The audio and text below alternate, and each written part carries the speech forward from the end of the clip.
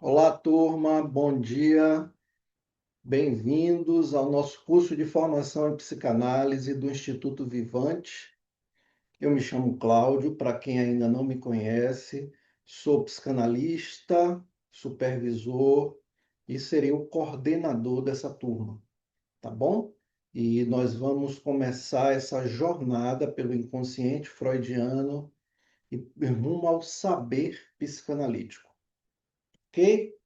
A nossa primeira aula, né? Essa é a nossa primeira aula, onde nós vamos ver as definições de psicanálise, uma apresentação rápida do curso e vamos começar com a história da psicanálise. Essa aula é sobre a história da psicanálise, tá bom? Nossa primeira aula.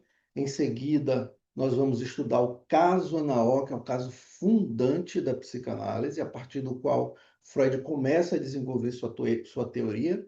E a partir da aula seguinte, nós vamos ver as estruturas psíquicas e de ego, superego, consciente, inconsciente, pré-consciente, que é o beabá da psicanálise. Tudo bem? Lembrando que nossas aulas são online, né? São salas de aula online ao vivo, tá? Com a presença de todos os alunos da turma, com monitores abertos, interagindo, fazendo perguntas, ok? As aulas também ficam gravadas. Caso alguém perca uma aula, não possa assistir, então acompanhe a gravada quando for conveniente e a partir da semana seguinte volta para a sala de aula, tá? É uma dinâmica muito boa com todos participando, então o aprendizado é melhor. Certinho? Então vamos lá. Vou colocar um slide para vocês, né? Porque isso facilita muito a visualização e a compreensão, tá? Vocês vão poder comprovar isso agora, ok? Então vamos lá, nosso curso de formação em psicanálise. Lembrando, pessoal, formação em psicanálise clínica freudiana, ok? Pelo Instituto Vivante. Então, esse é o nosso módulo 1, nossa primeira aula, né? O que é que nós vamos ver aqui? Então, nós vamos ver, né, psicanálise, definição, a história da psicanálise, ó, tá certo? E na aula seguinte, nós vamos iniciar com o caso Ana O. Olha que interessante, né? O primeiro caso de Freud, sobre o qual Freud tira as suas primeiras formulações teóricas sobre a psicanálise. Um caso muito interessante de histeria de conversão, certinho? Então, vamos lá. Durante esse primeiro módulo, né, nós vamos estudar também as instâncias psíquicas, né, o nascimento e a relação com a mãe e o aparelho psíquico na infância fundamental para tudo que vai acontecer no resto da vida, tá? Da pessoa. Então, muito importante esse primeiro módulo, né? Porque vai ser toda a estrutura do aprendizado de vocês sobre psicanálise para os módulos seguintes. Certinho?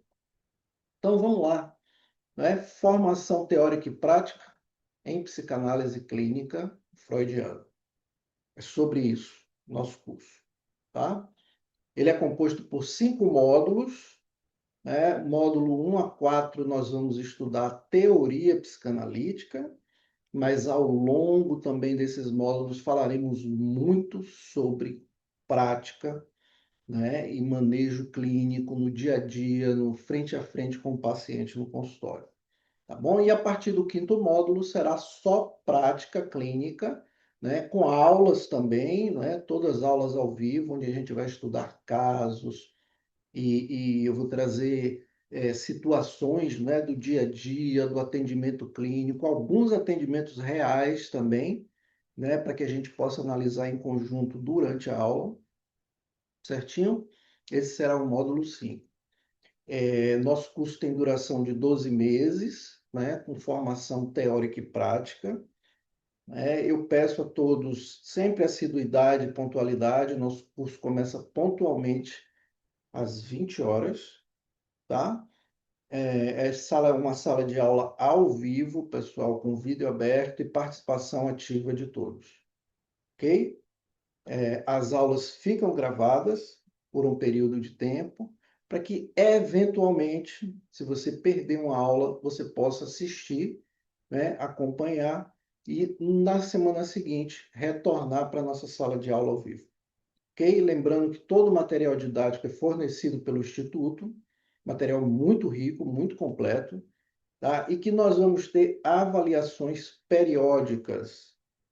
Tá? O objetivo da avaliação não é nota, não é como uma prova, não é reprovar ninguém. O objetivo da avaliação é a gente testar o conhecimento de vocês, tá? Para que, se você estiver ainda com alguma dificuldade, né, não se sentir à vontade com a avaliação, com as perguntas, então que a gente possa remanejar isso, você possa rever algumas aulas, né, repor algumas aulas, para que na avaliação seguinte você esteja preparado e tranquilo em relação ao conteúdo, tá bom?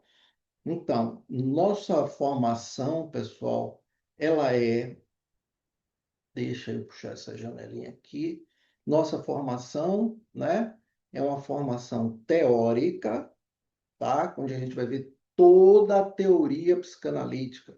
Não vai ficar nada de fora. E não é ver rapidamente, passando rapidamente pelos conceitos. Não, a gente vai estudar profundamente a teoria psicanalítica freudiana, tá? Detalhadamente cada conceito. Porque isso é importante para a qualidade da formação de vocês, para que ao final do curso vocês se sintam aptos a atender como psicanalista.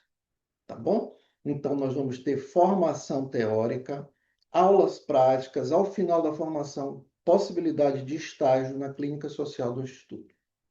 Certinho? Rapidamente, né, o Instituto, a Clínica Vivante e a certificação. Né? O Instituto Vivante é uma escola de formação psicanálise clínica freudiana, composta por mais de 20 profissionais, né, 20 psicanalistas e supervisores, e é comprometido com a formação de novos psicanalistas, tá? Já a Clínica Vivante, que pertence ao Instituto, é um espaço físico, é uma clínica física, localizada aqui em Salvador, que conta com mais de 100 profissionais de saúde mental, tá? Aí nós vamos ter psicanalistas, neuropsicólogos, psiquiatras, psicólogos e outras abordagens da área de saúde mental, certinho? Nosso certificado, qualidade da formação, né? É o objetivo maior do Instituto, ok?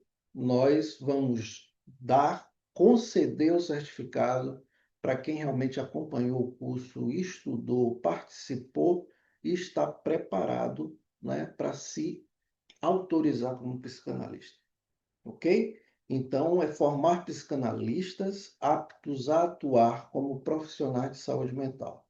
Nosso certificado é válido em todo o território nacional, né? E tem um selo de qualidade e referência de excelência na formação. Ok? Clínica social e estágio. Nossa clínica social é um diferencial do Instituto Vivante, né? Que possibilita ao psicanalista iniciar o atendimento dos primeiros pacientes. Né? Qual é o objetivo disso? Começar a ganhar experiência, né? E desenvolver suas habilidades na prática clínica. Okay? Então, a clínica social proporciona isso para vocês. Okay? O Instituto irá indicar pacientes para os alunos recém-formados, né, que queiram fazer parte da clínica social. Observe que a clínica social ela é opcional, tá?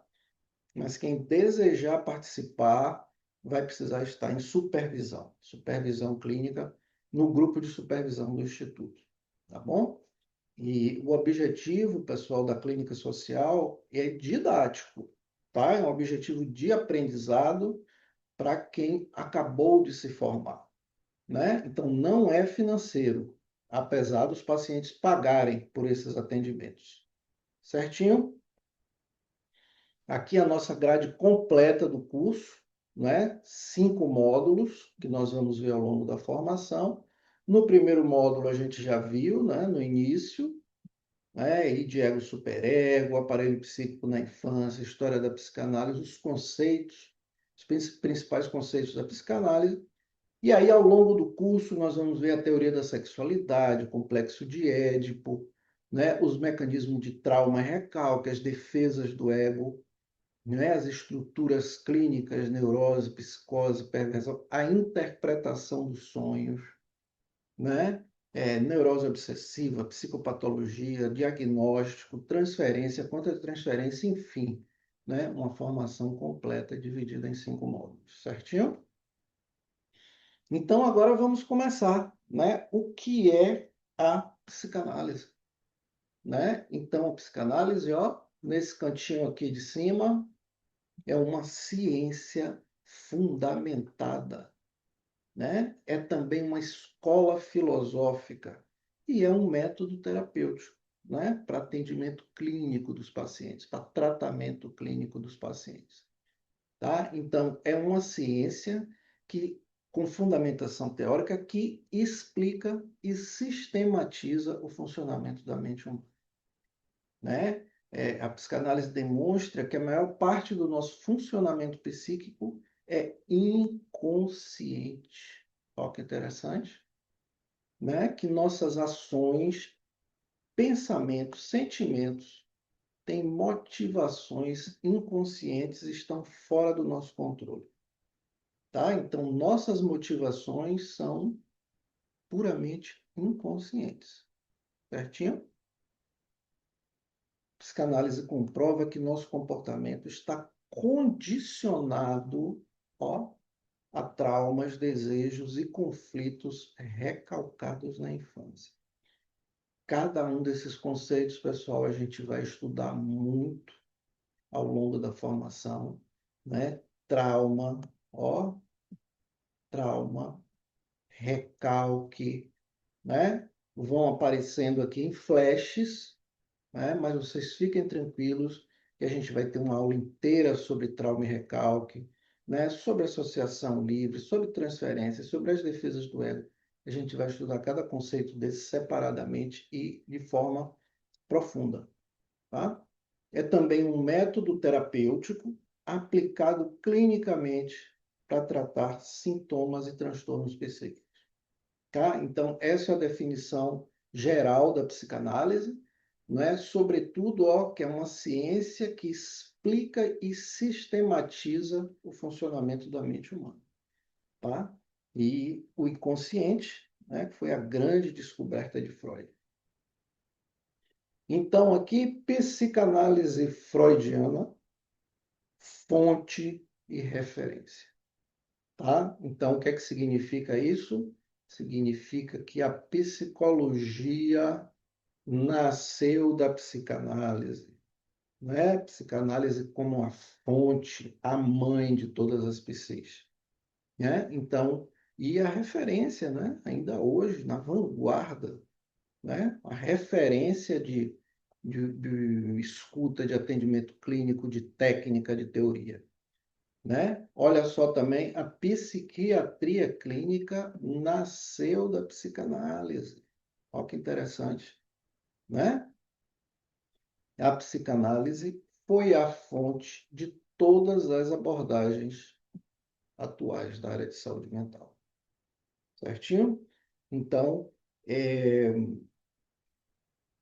interessante, né? A gente pensa hoje, né, nas psis, com diversas variantes, mas a gente não tem essa clareza, né, de que a psicanálise foi a fonte, continua sendo a referência, né, de tudo o que se refere à saúde mental, né? Então, a escola freudiana continua como vanguarda e referência, né, para todas as psis contemporâneas, né? Grande parte dos psicólogos fazem formação psicanalítica, né, após concluir seu curso de formação em psicologia, para realizar seus atendimentos clínicos baseados pela teoria psicanalítica, pela técnica psicanalista, tá? Observe aqui no canto superior, né?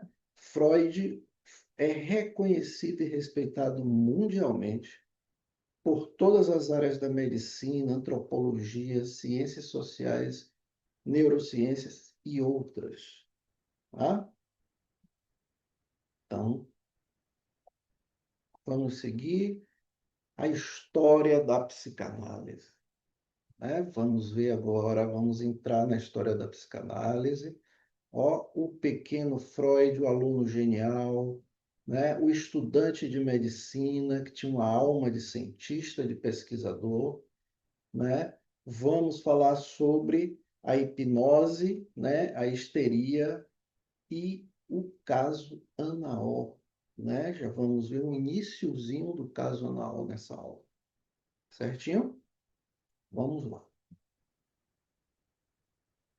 Então, turma, a história da psicanálise, né? Sigmund Freud nasceu em 6 de maio de 1856, numa cidadezinha do interior da Áustria, tá?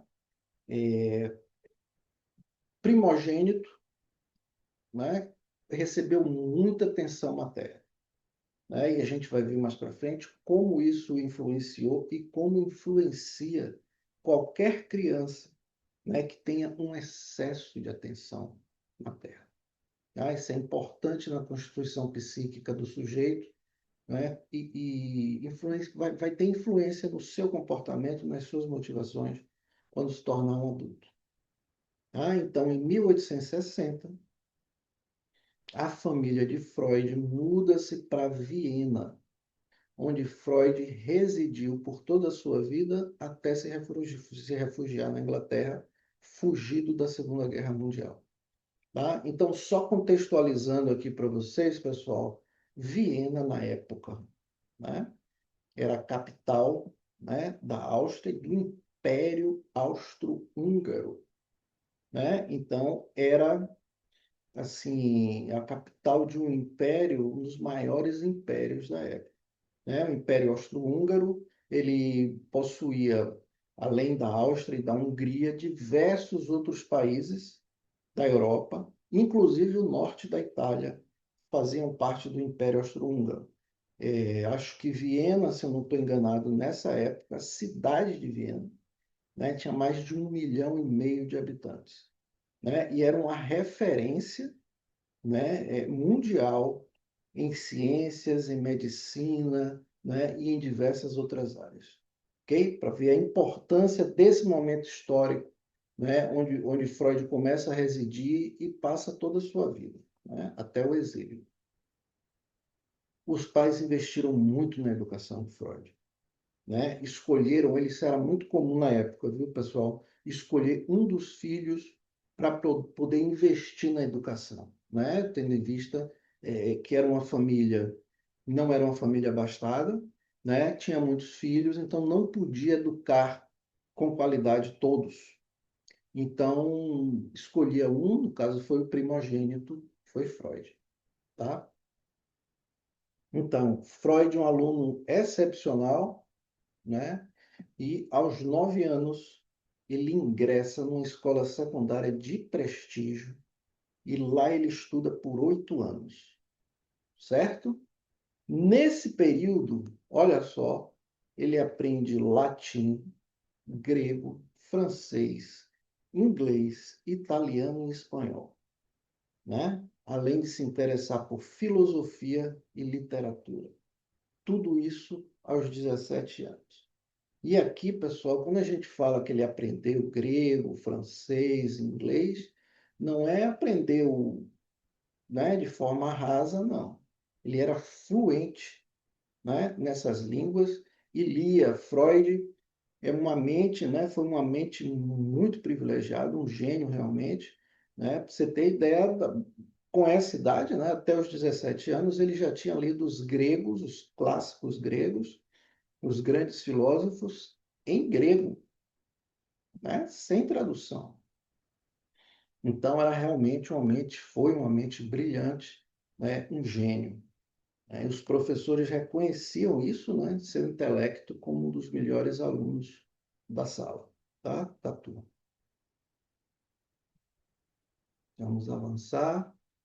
Então, aos 17 anos, né? Ele formou-se no ensino secundário com notas excelentes, tá? Então, ele ingressa na Universidade de Viena, ó, uma das mais importantes do mundo na época, né? Em pesquisa, ciência, medicina. Ok? E ele começa a estudar medicina, né? Desde o início, olha que interessante, pessoal, né? Freud nunca teve o desejo de ser médico, né? Seu objetivo era científico. Freud tinha uma alma de pesquisador, tá? Ele sempre, desde o início, buscava um algo mais sobre a natureza humana, né? Freud não estava conformado com o que estava posto na medicina, né? Os conceitos, as ideias, os valores, né? Da classe médica e científica da época. Então, ele sempre foi em busca de algo mais. Trabalhou num laboratório, né, estudando neurofisiologia e publicou seus primeiros trabalhos, né, sobre o sistema nervoso dos animais. Ele desenvolve interesse por neurologia e pesquisa com células nervosas. Dedicou 6 anos a estudos microscópicos sobre células nervosas. Olha que interessante, né? Uma pessoa em 1873, olha só, né? Se dedicando, pesquisando, né? E estudando células nervosas, ok? Em 1881, após anos de pesquisa e experimentação, Freud formou-se em medicina e obteve seu doutorado, né, em neurologia, né? Então, observe, pessoal, como o curso dele foi longo, né? Os outros colegas, né, da faculdade formaram-se com 5 anos. Freud demorou 7 anos, né? Por quê? Porque aquela formação não interessava para ele. Não interessava a pressa para ser médico. Então, durante esse tempo, ele estava dedicado às suas pesquisas, né?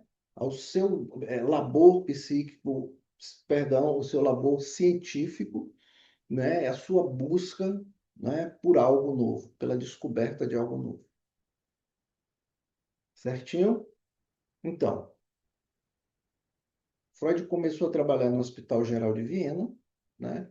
E lá ele transitou por diversas especialidades, inclusive psiquiatria e doenças nervosas.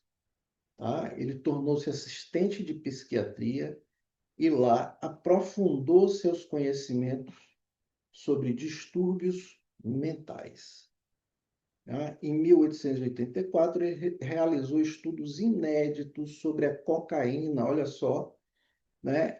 Uma substância, né? A cocaína, e ele faz um estudo sobre isso e defende seu uso como analgésico. Ele comprova, né, o poder dessa substância, né, que poderia ser usada como analgésico e anestésico, né, para o tratamento de depressão, fadiga crônica e diversas outras questões. Inclusive, foi muito utilizado na época pela área de oftalmologia.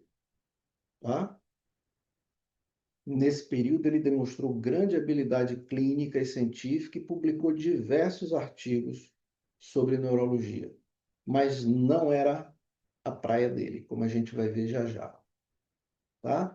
Seu crescente interesse, né, pelas doenças nervosas o levou a estudar, ó, psiquiatria em profundidade, né? Ele conheceu, então, os trabalhos, né, do neurologista francês Jean-Martin Charcot, né, um neurologista importantíssimo na época, na França e mundialmente reconhecido, né, onde Charcot utilizava a hipnose, ó, parecendo a hipnose aqui a primeira vez, no tratamento da histeria, do transtorno histérico, tá?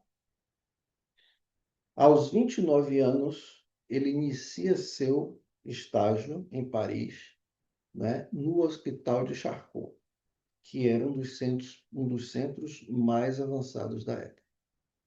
Tá? Observe aqui, né? Isso aqui é uma representação do laboratório de Charcot em Paris, né? Ele exibindo, né, o tratamento, ó, pela hipnose de uma pessoa, uma mulher, que apresentava sintomas de histeria, um quadro grave de histeria chamado histeria de conversão, né? Onde os sintomas são dramatizados no corpo de diversas formas. A gente vai ver já já os sintomas, né, da histeria de conversão no caso anal. Estamos ainda na história da psicanálise. Tá? Então, né, Freud começa o seu estágio, né, no hospital de Charcot. Ele observa, né, pessoal, nesse estágio, vendo Charcot trabalhar, né, como ele usava a hipnose, né, para acessar, ó, memórias reprimidas, né, em pacientes histéricos. E ele fica fascinado, né, pela ideia de que traumas psicológicos, né, poderiam ser a verdadeira causa de sintomas físicos que não tinham causa orgânica. Ok? O, fa o fascínio dele, opa, o que aconteceu aqui? Prontinho. Então, o fascínio dele, né, por aquela descoberta, né, de que sintomas tão graves como de histeria de conversão não tinham nenhuma causa orgânica, né? Eram todos causados por memórias reprimidas, tá? Então, Freud percebe rapidamente que havia algo mais, né, do que as explicações puramente biológicas para os sintomas. Então, Charcot influenciou Freud profundamente, né, e o levou a aprofundar suas pesquisas e buscar novas abordagens para entender os transtornos psíquicos. Freud, então, retorna a Viena, né, em 1886 e abre o seu consultório particular especializado em distúrbios nervosos. Olha que interessante, né? Olha a nomenclatura que se usava na época, né? Distúrbios nervosos. Né? Por quê? Porque aqui ainda não existia nada. Uma psiquiatria rudimentar, a psicologia não existia, não se sabia como é que funcionava a mente humana, né? E Freud estava ainda começando a desenvolver sua teoria. Então, eram termos muito diferentes do que a gente conheceu a partir, né, do início do século XX, com o avançar da teoria analítica, psicanalítica freudiana.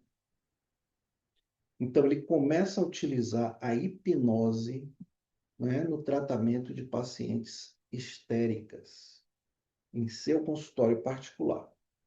Tá? Se casa com Martha Bernays, em 1886, né, que viria a se tornar Martha Freud, muito importante na vida dele, pessoal, durante toda a vida. Tá? E eles tiveram 6 filhos.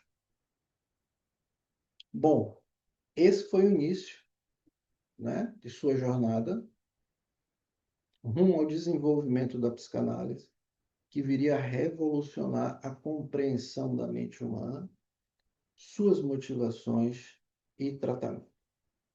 Ok? Então, o ponto de partida de Freud, né, para a compreensão, né, inicial dos transtornos mentais foi a hipnose e seu estágio com Charcot na França.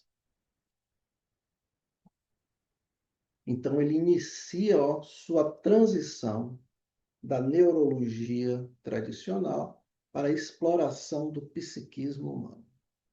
Né? Seu objetivo inicial era usar a hipnose no tratamento da histeria. Ele, então, começa a fortalecer sua amizade com Joseph Breuer. Ó, pessoal, escreve Breuer, tá? Mas a gente normalmente pronuncia Breuer, ok? Então, Breuer, um médico mais velho e respeitado, né? Também um neurologista, que já vinha tratando pacientes histéricos usando o método inovador da hipnose. Observe que, à época, né, a hipnose era um método inovador, ok?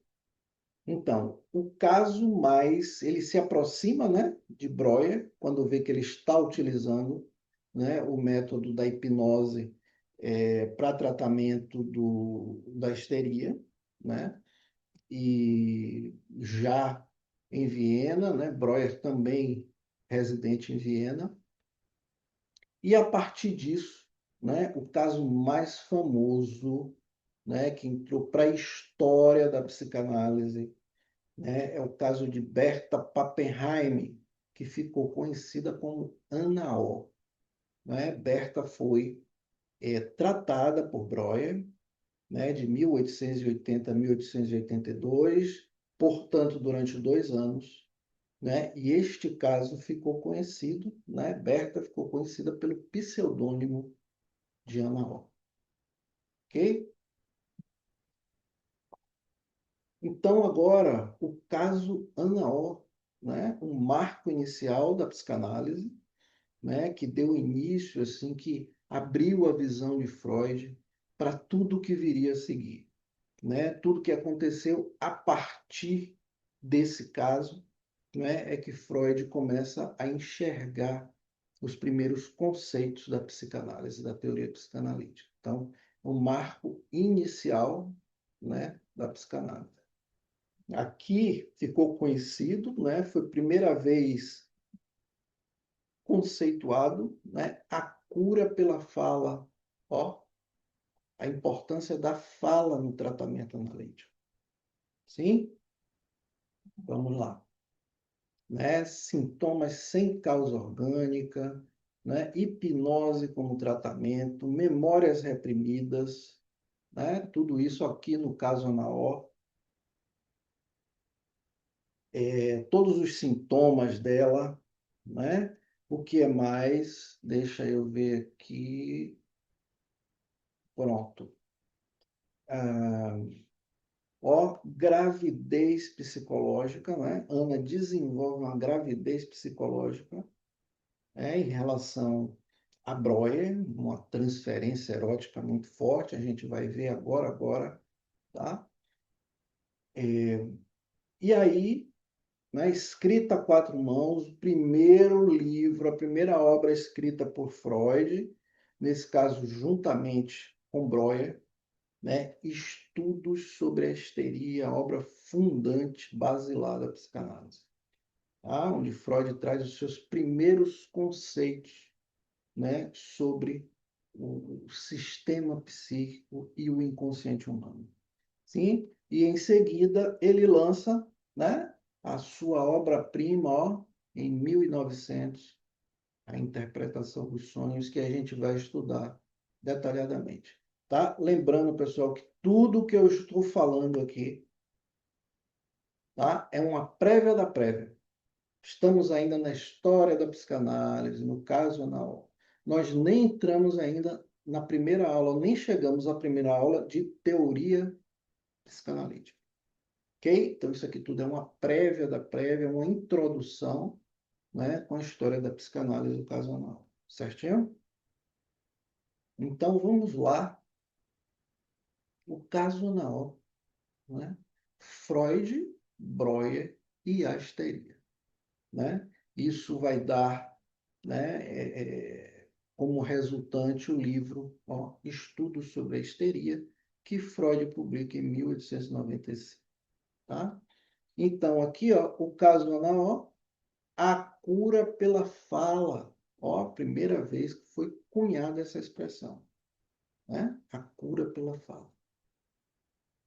Então, Anaó, né, era uma jovem vienense, né, nascida em Viena, que de repente, aos 21 anos de idade, começa a apresentar sintomas incomuns, né? Enquanto cuidava devotadamente do pai, que estava muito doente, em estado terminal, né?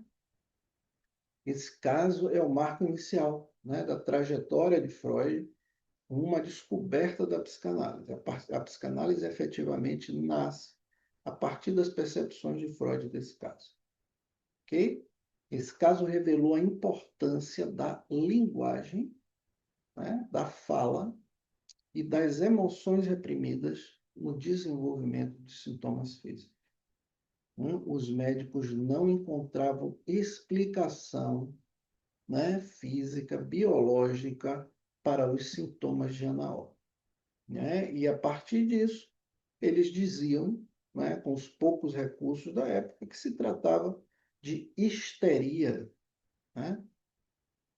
Histeria, ó, pessoal, era um diagnóstico muito comum na época para mulheres, né, que englobava uma ampla gama de sintomas, né, neurológicos e emocionais que não tinham causa orgânica, né? A gente precisa contextualizar isso, porque à época, né, as mulheres viviam sob intensa repressão, né, sobretudo repressão sexual, né? Nós estamos falando do início do século XX, final do século XIX, na verdade, né? Início do século XX.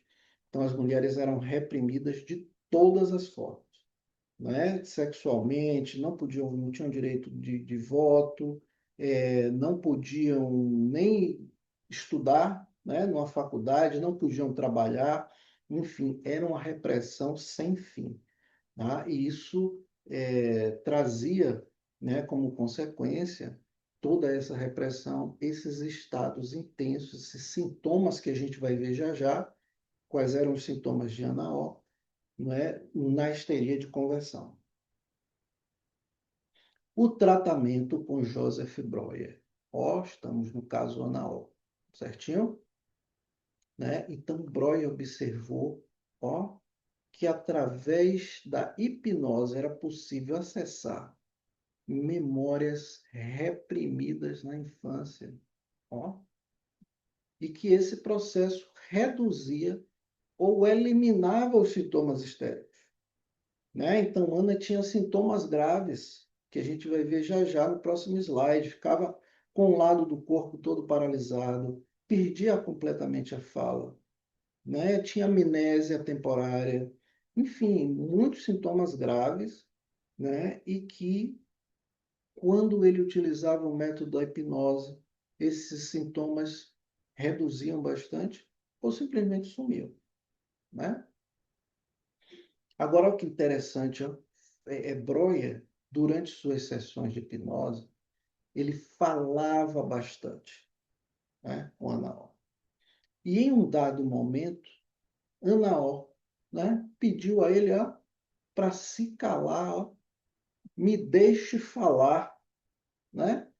Quando eu falo, eu me sinto melhor. Olha que interessante, né? E a partir disso, né, foi cunhado o termo, né, por ela mesma, por Ana O, né, limpeza da chaminé, a cura pela fala, né? Olha que interessante, uma coincidência, né? A própria Ana O, né, cunha o termo a cura pela fala, né, da psicanálise, que viria a se tornar um dos principais conceitos, né, fundamentais da psicanálise, né, que Freud posteriormente viria a chamar de associação livre. Ó, pessoal, que interessante. Associação livre. Não é para entender agora, nem para saber o que é associação livre. Certinho? É só para vocês saberem que esse conceito da psicanálise, que a gente vai estudar uma aula inteira sobre associação livre e atenção flutuante, no momento correto, tá? Que esse conceito partiu aqui dessa percepção de Ana O, dessa afirmação de Ana O, né? Que é da cura pela fala, da limpeza da chaminé, ou seja, quando eu falo, né, quando eu lembro de minhas memórias reprimidas e eu consigo expressar verbalmente, eu me sinto melhor, né? Meus sintomas diminuem, certinho? Então, aqui em cima, ó, pessoal, observe nosso material didático. né? A construção da formação, ela é pensada num passo a passo, né? Onde os primeiros conceitos, né, precisam ser transmitidos para vocês de uma forma lógica e pedagógica, para que, em seguida, novos conceitos possam ir sendo introduzidos, tá? De uma forma que vocês compreendam, né, a cada passo exatamente o que está acontecendo do conteúdo e com facilidade. Então, a gente construiu como uma escadinha, né, degrau a degrau, para que vocês possam ir avançando no saber, no conhecimento psicanalítico sem dificuldade, certinho? Então, não precisa, né, já nesse momento, observe, estamos ainda na história da psicanálise, o caso Anaol. Nem começamos a teoria. Então, eu trago flashes, ó, para vocês, né? Associação livre, certo? Mas saber que é um flash. Não é para entender nem saber agora, ok? Então, ó, a ferramenta de trabalho do analista é a escuta, não a sua fala, tá? A gente vai entender isso mais para frente. O tratamento com Joseph Breuer continuando, né? Ó que interessante, pessoal. Ó, durante uma sessão de hipnose, Ana O recordou que em um momento de sua infância viu sua governanta deixar um cachorro beber água no seu copo. Né? Uma coisa trivial, comum, né? Não muito comum, mas que, né, sem maior importância. Mas nela, em Ana, né, ela sentiu um nojo profundo dessa cena, né, dessa atitude, dessa ação da governanta do cachorro bebendo água. E ela não verbalizou isso, esse nojo, né? Ela reprimiu essa angústia. Ó, a angústia que gerou nela ver, presenciar, experienciar, né? O cachorro, o que? Bebendo água no copo, né?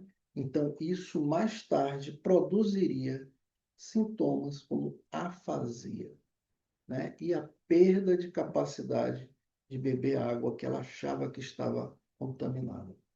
Tá? Afasia, pessoal, é a perda da fala, né? Ela perdeu a capacidade de falar.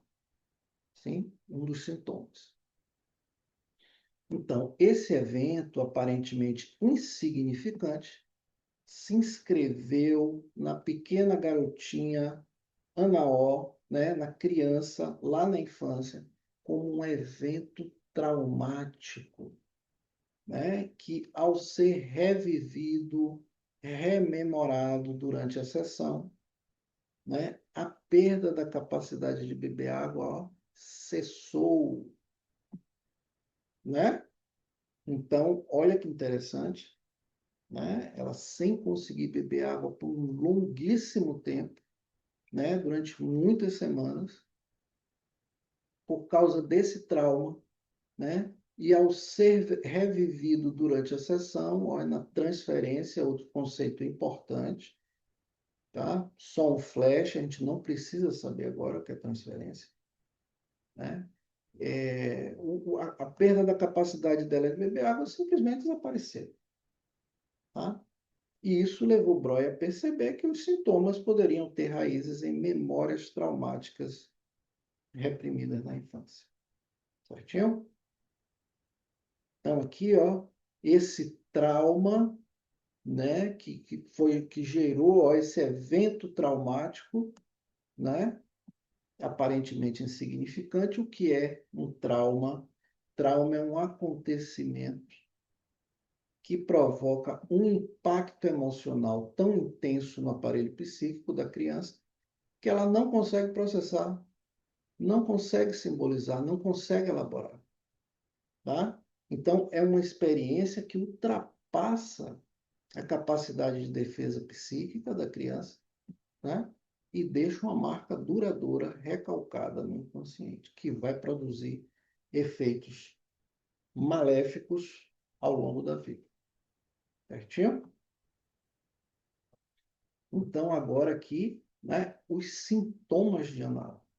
Olha que interessante, né? Então, Ana O apresentava, né? O Ana O tinha um quadro de histeria de conversão, né? E o que é histeria de conversão? Histeria de conversão é um quadro, né, de um transtorno que provoca uma série de sintomas graves, dentre eles, né, paralisia parcial de membros do corpo, né, espasmos musculares, perda da fala, né, a afasia, alucinações visuais e auditivas, né, que hoje provavelmente estaria enquadrado como TAB ou esquizofrenia, né, o transtorno afetivo bipolar, ou a esquizofrenia, que é uma psicose, né, um quadro muito grave de psicose.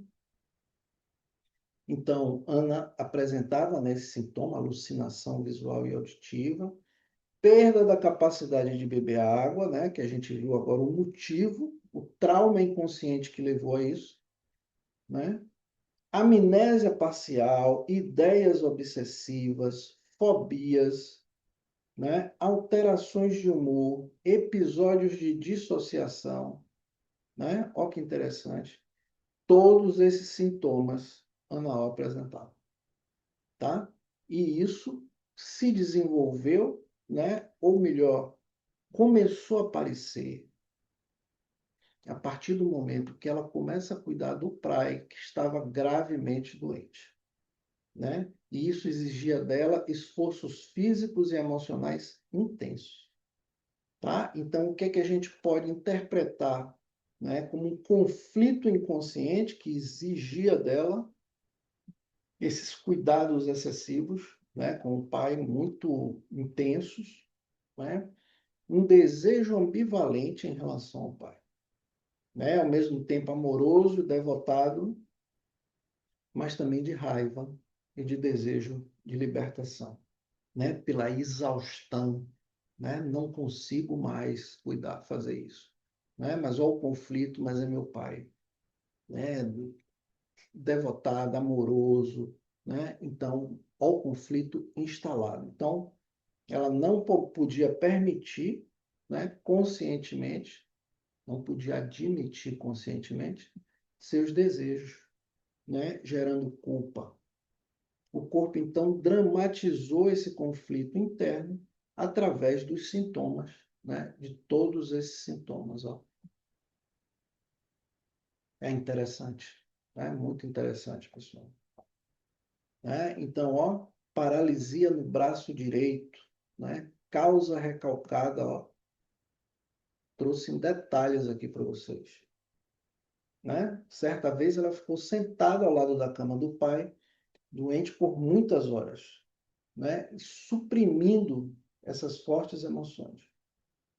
Enquanto bordava, não pôde expressar seu sofrimento e o afeto reprimido fixou-se no braço. Olha que interessante, que simbolicamente passou a não funcionar.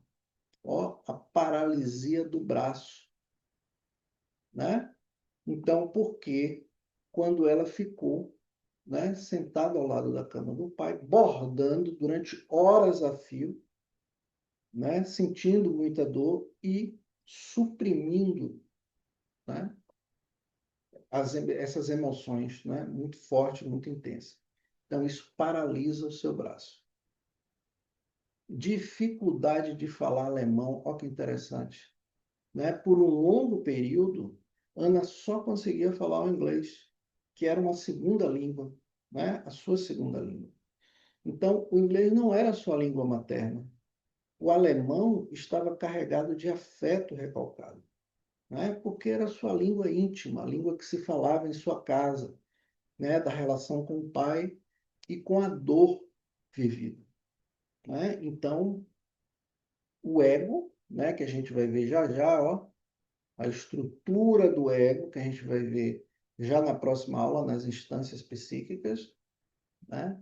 O ego, para se proteger, né? Para proteger o consciente do contato direto com o conteúdo recalcado, bloqueou o acesso à língua materna, né? O alemão, né? A língua que é ligada ao trauma, né? O alemão, e transferiu, né, a expressão simbólica para outra língua, que era o inglês. Então, como o inglês não tinha esse quanto do afeto, né, do trauma, porque o trauma foi todo vivido a partir do alemão, né, da língua alemã, então o ego, né, desvia, desloca, né, simbolicamente para o inglês. Né? Então, quando ela falava inglês, ela estava protegida do trauma recalcado. Certinho? Então, ó, continuando aqui com o tratamento, agora complicações e fim do tratamento. Né? Então, após 2 anos de tratamento, Breuer acreditava que Ana havia melhorado. Olha que interessante. Mas, na realidade, ó, seus sintomas estavam latentes, adormecidos. Né? Então, Ana começou a desenvolver uma forte transferência emocional por ele. Né? Uma transferência erótica, como a gente fala. O que é isso? Ela começou a investir sobre ele, né, um desejo erótico, né, como se ele fosse a transferência pessoal, um deslocamento inconsciente, né, de sentimentos, desejos e expectativas recalcadas na infância para a figura do analista. Né? Então, ela revive, né, aquela situação da infância, projetando na figura do analista.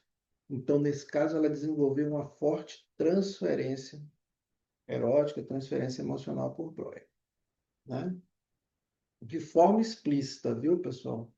E aí ela desenvolve também, ó, uma gravidez psicológica, afirmando que Breuer era o pai do bebê, né? Dessa criança, quando na verdade não existia nem gravidez. Né? Então, muito pressionado por tudo isso, né, Breuer interrompe o tratamento com Anaol bruscamente. Tá? Né? E mais tarde, Freud, de novo, a transferência aparecendo, né, como um dos conceitos fundamentais da psicanálise. Certinho? A gente vai entender lá na frente o que é transferência. Então, aqui, ó, complicações e fim do tratamento, continuando. Olha o que aconteceu com a Ana, ó.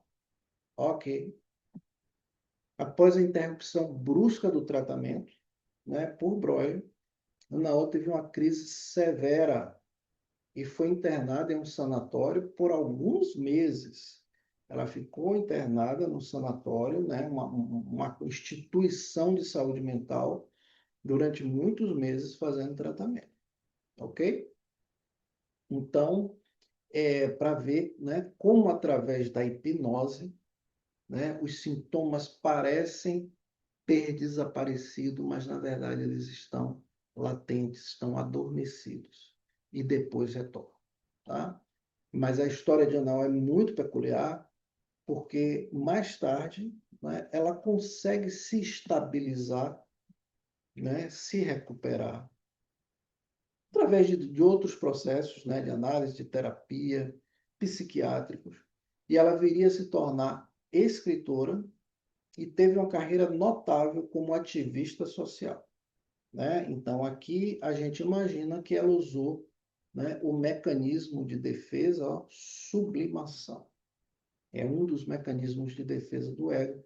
A gente vai estudar todos eles um a um, todos os mecanismos de defesa do ego, tá? Mais para frente.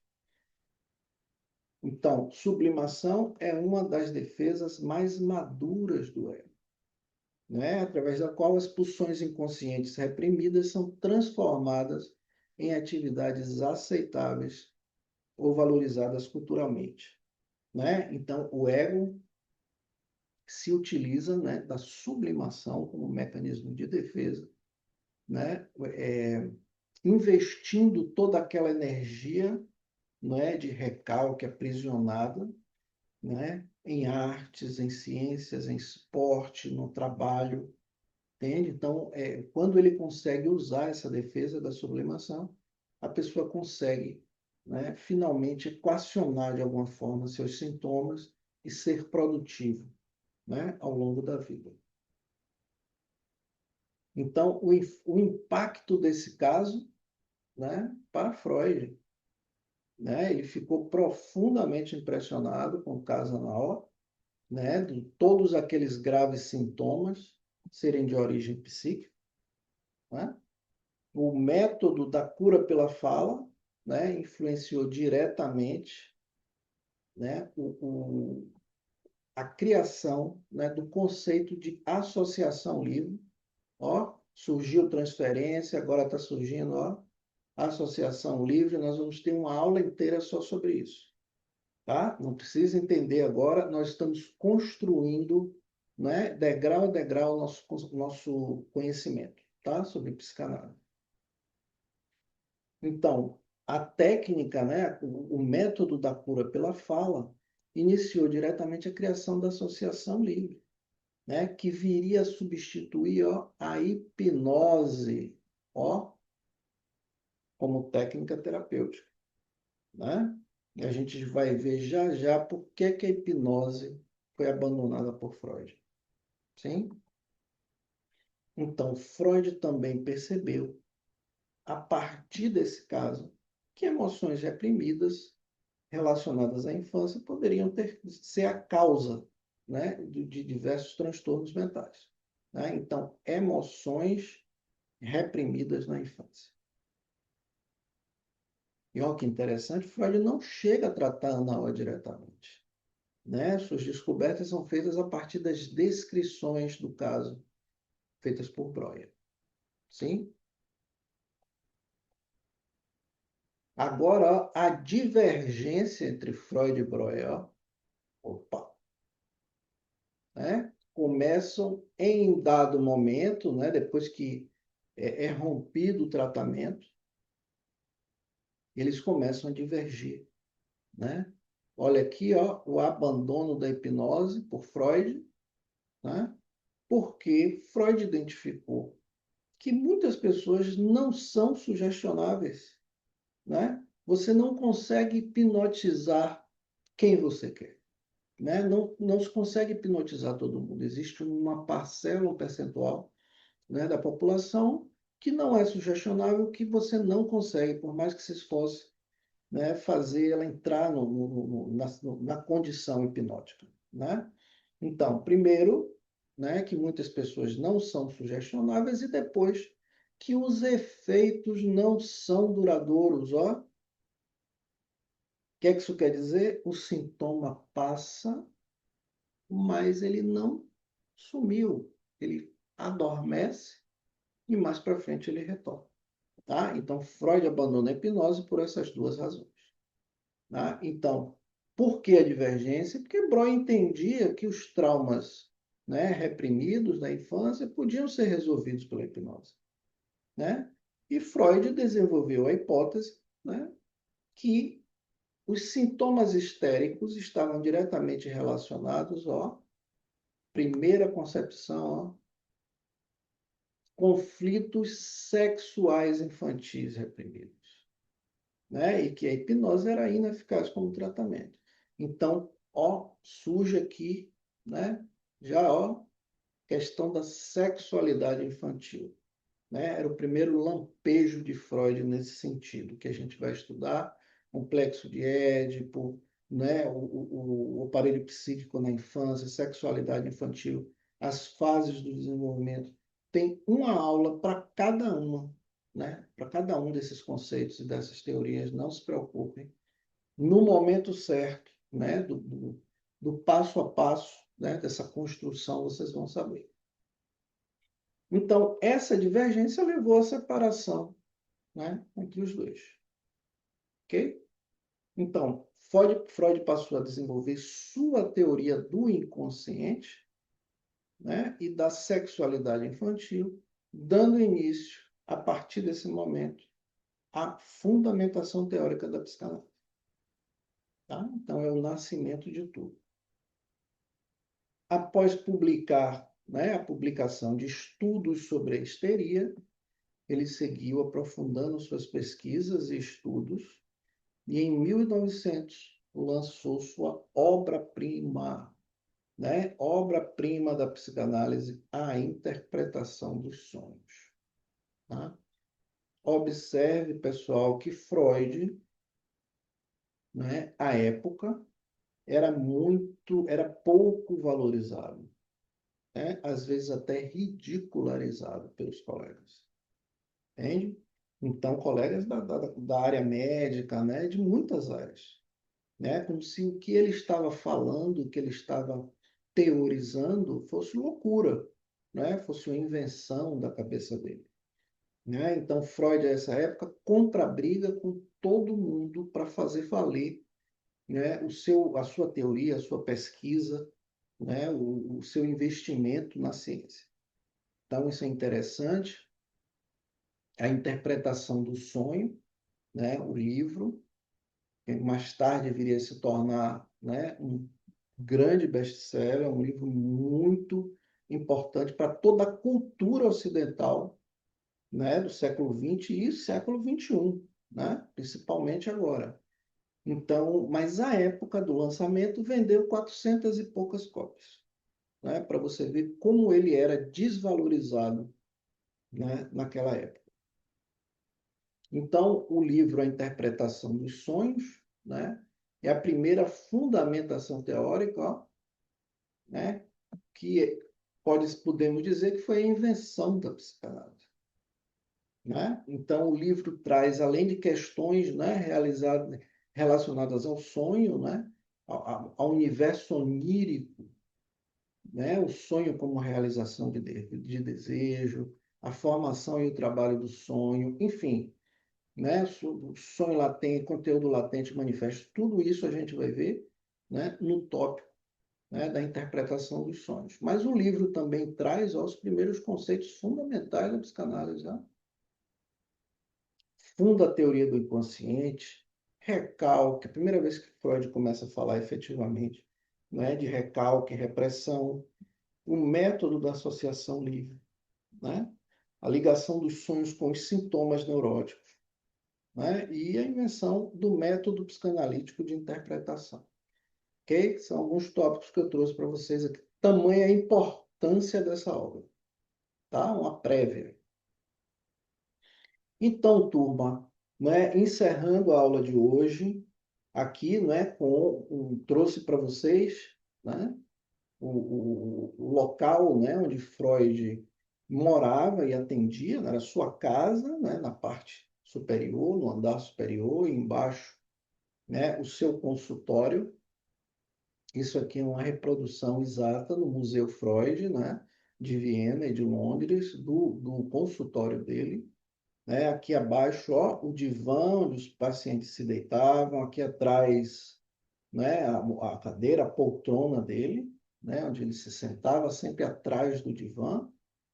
Né? E aqui uma breve finalização, né? Ó, Bergase 19 era o endereço dele. Né? Foi durante toda a vida em Viena, na Áustria. Então, aqui, pessoal, olha só, em 1938, né, depois dele desenvolver toda a carreira dele, fundamentar toda a teoria psicanalítica, né? Em 1938, ele, perseguido pelos nazistas, consegue fugir, né, para a Inglaterra no início da Segunda Guerra Mundial. Freud judeu, né, na Áustria, né, em Viena, e recém-anexada pela Alemanha, né, como parte, né, da Alemanha. Então, ele consegue fugir para a Inglaterra. Tá? Seus livros são queimados em praça pública, o ódio, né, dos nazistas em relação à obra dele, né, o que ela significa no sentido de liberdade, né, e um regime totalitário e autoritário nunca, né, iria permitir isso. A Gestapo, né, que era a polícia secreta, né, da força secreta do nazismo, né, do regime nazista, prendeu sua filha, Ana Freud, né? Suas 4 irmãs foram mortas nos campos de concentração, né? Ele não conseguiu levar elas, né, para o exílio com ele, né, para a Inglaterra. E Freud morre em Londres, né, em 1939, aos 83 anos de câncer. Tá? Então, e ele continuou, ó que interessante, fazendo suas pesquisas, escrevendo e atendendo pacientes até os últimos dias de vida. Tá? Certinho, então, pessoal? Olha só que interessante. A partir da próxima aula, vamos entrar nas instâncias psíquicas. Olha que legal. Será a primeira aula de teoria psicanalítica. Tá?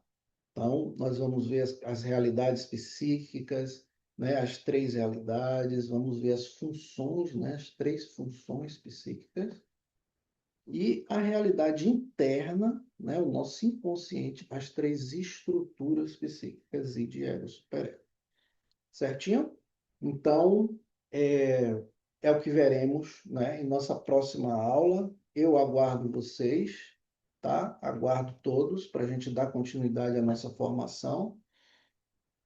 Agradeço, né, a presença de todos e lembrando que essa aula vai ficar gravada, não é? Para quem não pôde assistir online, ao vivo, em nossa sala de aula, então ela vai ficar gravada lá na nossa plataforma e para que você possa assistir posteriormente, tá? Então, muito obrigado a todos, né? Uma boa noite e nos vemos na próxima aula. Bom?